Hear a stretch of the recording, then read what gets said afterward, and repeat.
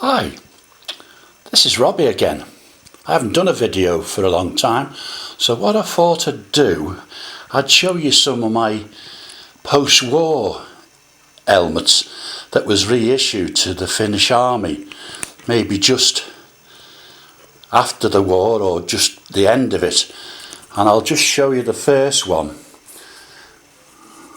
This one is absolutely in mint condition. You can always tell they've been reissued by the liners. I've always got a sweat part there.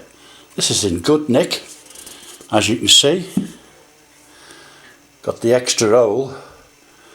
Now what it is, when I first started collecting helmets in general, I wanted a German one, desperate to have a German one, but they were so expensive. I was lucky enough in the late 60s to purchase one in a junk shop. That's a second-hand shop if you don't understand what I'm talking about. And it was 20 quid. And that got me thinking, oh, I can't really afford the real McCoy. What I'll do, I'll go on and see if I can find some second-hand ones.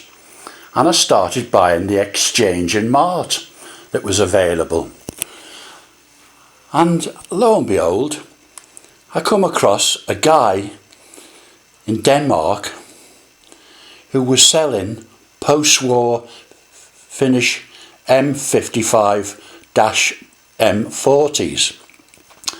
So what I thought I'd do is I'd restore them and I'd make them look like the genuine Second World War. I'm not trying to kid anybody. They're not genuine Second World War, but I wanted a collection of German helmets. So what I'm going to do, I'm going to go through some of them here. There's 9 here, as you can see, and we'll start off with this one. I've restored this one to look like an SS. It's an M40. Aged it, and there again you can see the inner. That's a telltale sign.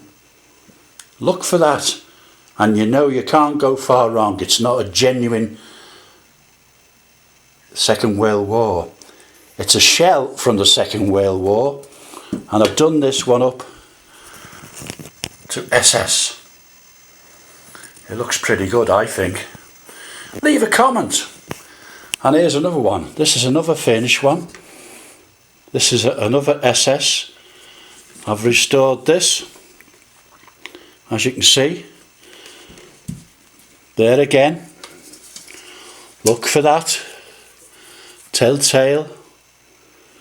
I've deliberately not put the right liner on, because then you would be trying to masquerade as a genuine thing. That actually had a hole and I filled it. This one here didn't have a hole, so it's probably a genuine M40 from the war, reissued. There again, look for that. And I've aged this one.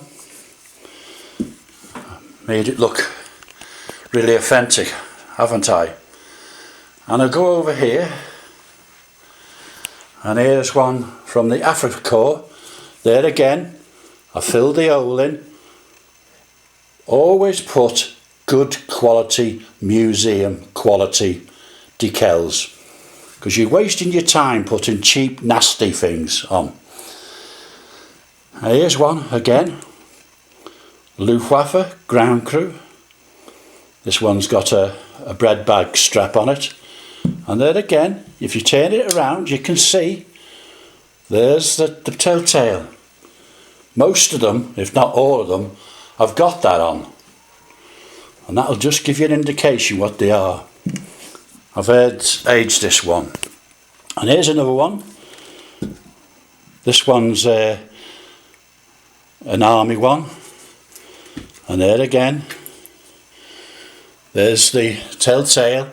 I deliberately left the original straps on. Got a couple of names on. I can't speak German and I can't tell you what they say, but there they go. They look pretty good, don't they? As I say, I've just restored them to make them look like war issue. Not trying to sell them. I'm not selling them. There we go again. Lovely museum decals. Lovely quality them. There's another. And if you can't really afford the genuine war issue helmets, which most of us can't anyway, go for something like that. They're still on eBay. They might be a bit pricey now, but there is a guy in America selling them. They ship them over to the UK, and there we go. Well, that's a short video of my post-war Finnish M55-M40s. A couple of original shells from the war, which is that one there. That's original. That one's original. But all the rest is post-war. So I hope you like it. So from me, Robbie, there's only one thing to say. Ta-da!